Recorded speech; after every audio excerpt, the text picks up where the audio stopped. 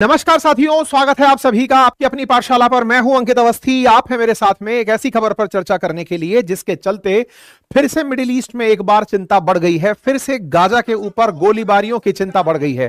Point यह है कि हाल ही में ट्रंप के द्वारा एक अल्टीमेटम दिया गया है और वो गाजा के अंदर रह रहे हमास को दिया गया है और कहा गया है कि यदि आप लोगों ने इस शनिवार तक जितने भी हॉस्टेजेस हैं उन्हें नहीं छोड़ा तो आपको इस दुनिया का सबसे बुरा समय देखना पड़ेगा। मतलब हालत इस प्रकार से है कि ऑल हेल यानी कि नरक मचा देंगे, वो वाली let all hell break out. मतलब जितना भी बुरा आप सोच सकते हो वो हम करने की तैयारी में हो चुके हैं। ट्रंप का यह अल्टीमेटम कितना मायने रखता है, आज के सेशन में इस बात पर चर्चा होगी। इस गहराई को समझना होगा कि गाजा के अंदर आने वाला समय बहुत जबरदस्त तरीके से क्रिटिकल हो सकता है। साथियों, ट्रंप के इस अल्टीमेटम के अंदर सबसे इंपॉर्टेंट बात है late hello break out.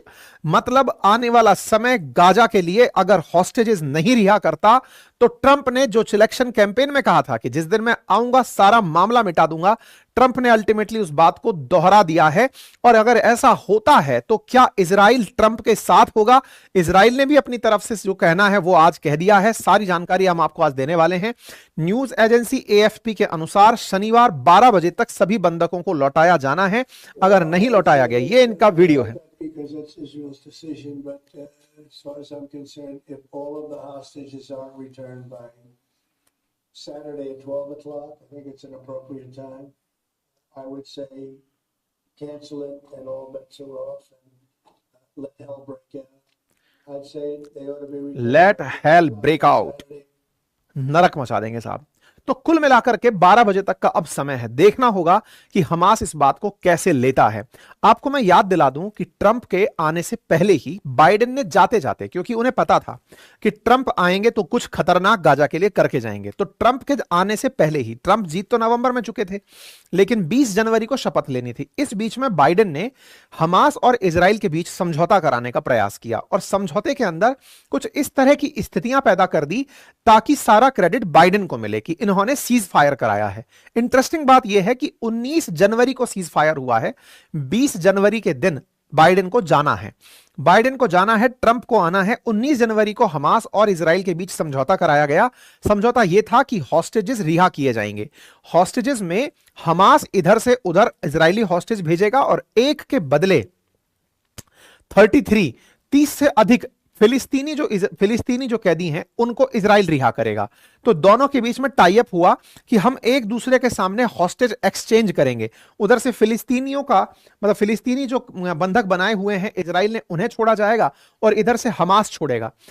Trump का कहना है कि ये सारे के सारे जो बंधक बनाए हुए हैं ये हमास के बनाए हुए बंधक हैं। अर्थात हमास ने अगर अपने मन में ये बना लिया कि हम पर इतने दिन तक युद्ध चला, अक्टूबर 2023 से चला युद्ध आ रहा है, 1.5 साल 2 साल से ऊपर का समय होने को आया, ऐसे में बोले अगर तुमको लगता है कि तुम्हारी जीत हुई है तो ये जीत नहीं है, अल्टीमेटम है।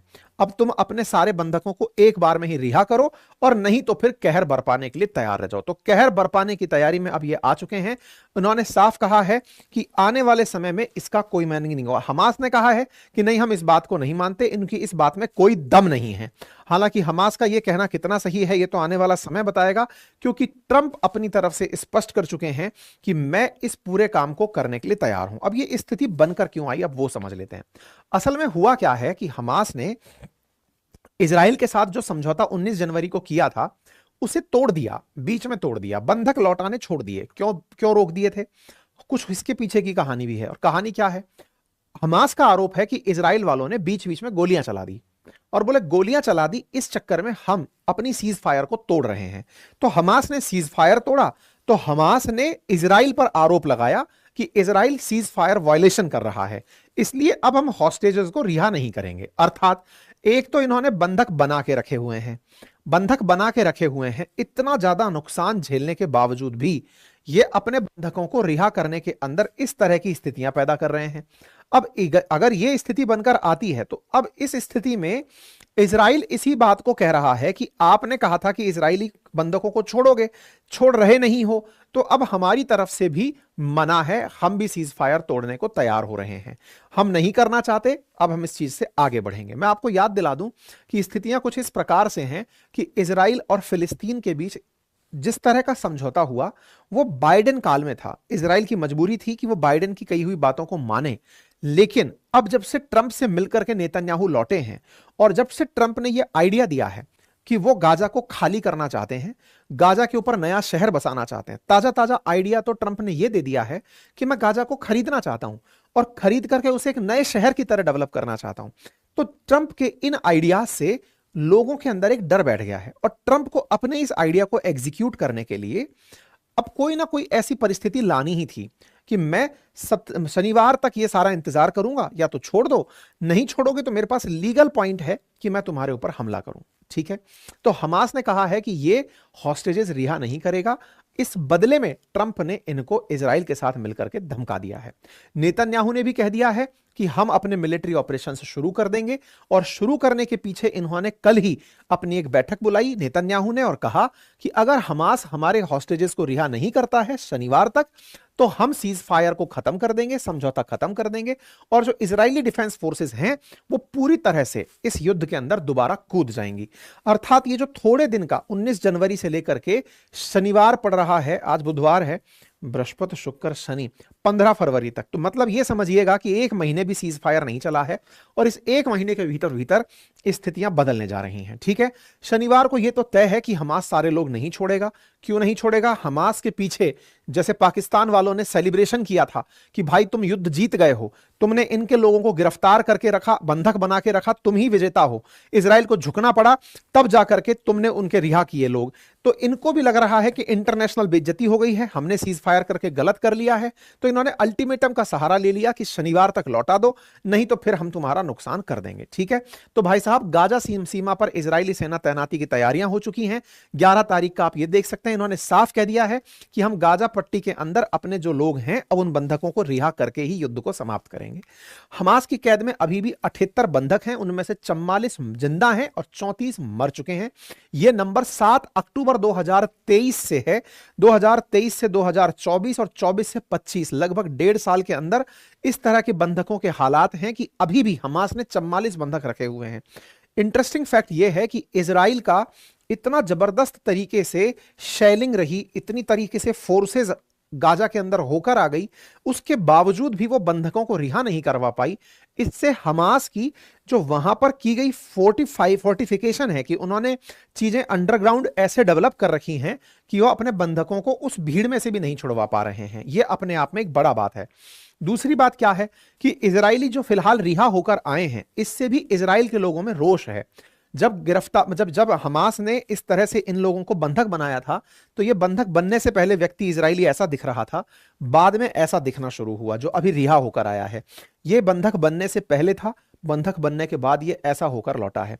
इजरायली बंदा है ये, जो इन्होंने हमास वालों ने अपने यहां पर रख लिया था, बंधक बना के रखा था, उसको रिहा होने के बाद ये ऐसा दिखा है। तो कुल मिलाकर बात क्या है, इजरायलियों में इस बात का भी गुस्सा है कि हमास इनको बहुत बुरी तरह टॉर्चर करके रख रहा है। तो टॉर्चर से बेहतर है कि अब आर पार की लड़ाई लड़ी जाए।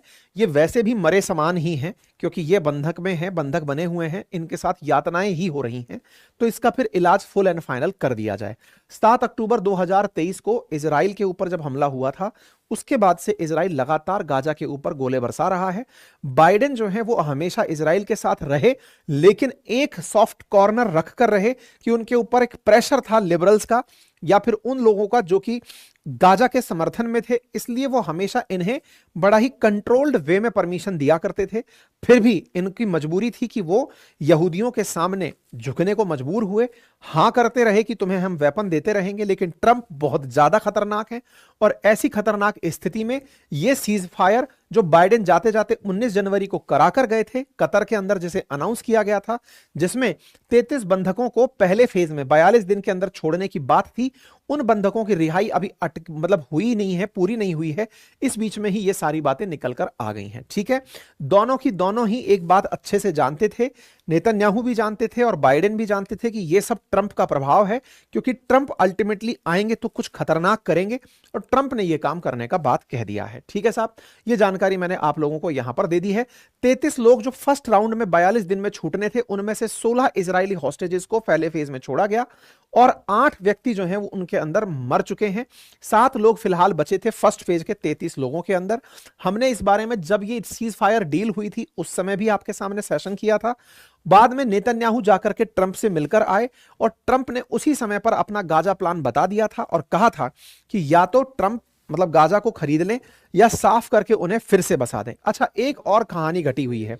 अभी रिसेंटली इन भाई साहब ने एक और बात बोल दी है जिससे दुनिया को चौंका दिया है। क्या कहा है कि मैं गाजा को खरीदना चाहता हूं, और गाजा को खरीदने के नाम पर इनकी ये जो बाइट है ये काफी ज्यादा चल रही है। उसमें ये कह रहे हैं कि मैं गाजा को परचेज करना चाहता हूं, परचेज कर देना चाहता हूं या खत्म कर देना चाहता हूं, और वहां पर फिर से पुनर्निर्माण करवाया जाए, क्योंकि समुद्र का किनारा है और सी बीच के किनारे अगर दोबारा से इसको विकसित किया जाएगा तो ये एक बड़ा शहर बनकर के आएगा। जो लोग यहां रहते हैं, लगभग 22-23 लाख लोग जो यहां रहते हैं, उन लोगों को या तो इजिप्ट भेज दिया जाए या फिर जॉर्डन भेज दिया जाए। यहां भेज करके इन लोगों को रहने के लिए कहा जाए। मैं इस जगह को नीट एंड क्लीन करना चाहता हूं, हमास मुक्त करना चाहता हूं। अब एक बात समझें, अमेरिका की नजर इस जगह पर है, गाजा पर। इजराइल को मिलेगा या नहीं मिलेगा नहीं पता, लेकिन गाजा के अंदर ये वाला जो क्षेत्र है, इसे अगर अमेरिका चाहता है कि मैं इसे डेवलप करूं, तो एक तरीके से मिडिल ईस्ट में जैसे इजराइल है ऐसे ही अमेरिका भी अपनी एक मतलब डॉक यार्ड बनाना चाह रहा है। आप ऐसे समझें, पड़ोस में 2 देश रहते हैं, इजिप्ट और जॉर्डन। इन दोनों से कहा गया है कि इन सारे लोगों को आप अपने पास रखो, हम नीट एंड क्लीन करेंगे, गाजा को एकदम साफ करेंगे।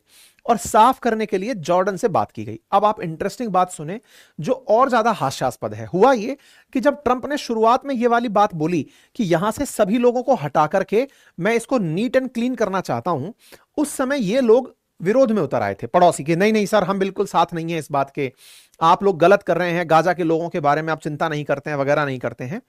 भाई साहब, ट्रंप ने अभी जब मैं आज का सेशन आपको कर रहा हूं, जॉर्डन के जो किंग हैं उनको अपने यहां बुला रखा है, और अपने यहां बुलाकर ही अल्टीमेटम दे दिया है। अपने यहां बुलाकर साइड की कुर्सी पर बिठा कर रखा है। साइड की कुर्सी पर जॉर्डन के किंग बैठे हुए हैं और उनके सामने ट्रंप बोल रहे हैं कि मैं गाजा को खत्म करना चाहता हूं, और तुम लोगों के सामने ही यह बात बोल रहा हूं। मतलब जॉर्डन की अब मजबूरी है कि वो ट्रंप के सामने कुछ नहीं बोल पा रहे हैं, और उन्होंने अपनी तरफ से यही कहा है कि भाई मैं केवल इतना सा प्लान अपने पास रखता हूं, शनिवार तक भेज दो, नहीं तो मिडिल ईस्ट में शांति लाने का एकमात्र तरीका यही है। इजराइल इनका स्वागत कर रहा है। हालांकि बहुत से इजरायली इस बात पर नाखुश हैं कि ट्रंप इसको खरीदने और इसको नीट क्लीन करने की बात कर रहे हैं, लेकिन ट्रंप का प्लान है जब कोई अमेरिकी राष्ट्रपति आता है तो गोले तो बरसाता ही है, तो वो हमास के साथ जो करना चाहते हैं वो मैंने आप लोगों को बता दिया है। हालांकि इजिप्ट इस बात पर अपनी तरफ से कुछ नहीं बोल रहा है, वो तत्काल प्रभाव से सारे अरब देशों को इकट्ठा करने लग रहा है कि भाई आ जाओ, फिलिस्तीनियों को ये निकालने की तैयारी में है, आप सभी लोग तत्काल प्रभाव से पहुंचे, हमें क्या करना चाहिए। हमास का खात्मा करने के लिए ट्रंप निकाल चुके हैं प्लान कि हम इस तरह से काम करेंगे, उस पर $1.2 बिलियन खर्च करेंगे, पूरा की पूरा इसको क्लीन कर देंगे। 50 टन का मलबा है, उसको हटाने में 21 साल लगेंगे, और ऐसे में $53 बिलियन की आवश्यकता होगी वापस से गाजा को बनाने के अंदर। तो ऐसे में अमेरिका ही इस काम को कर सकता है, क्योंकि ऑलरेडी बहुत ज्यादा नुकसान यहां पर हो चुका है। तो बोले सब कुछ साफ हमें करना पड़ेगा।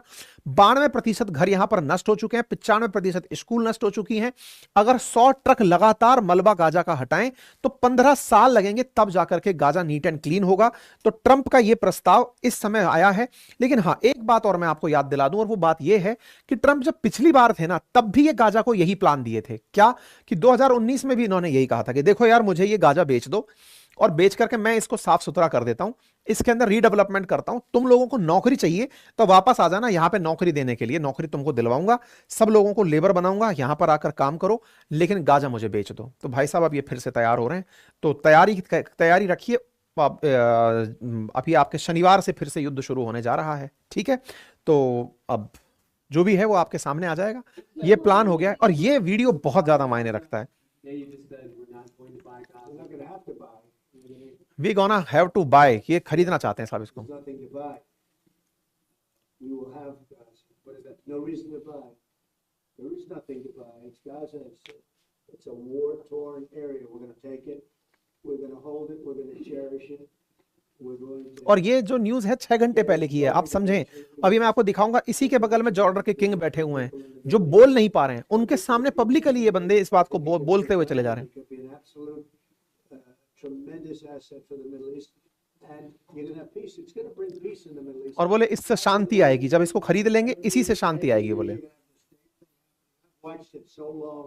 बोले मैं हमेशा से देख रहा हूँ, हर 10 साल में कोई ना कोई कांड हो जाता है यहाँ पे, तो इससे अच्छा है कि इसको साफ करके तैयार किया जाए। No, it's going to be a tremendous thing. It's fronting on the sea.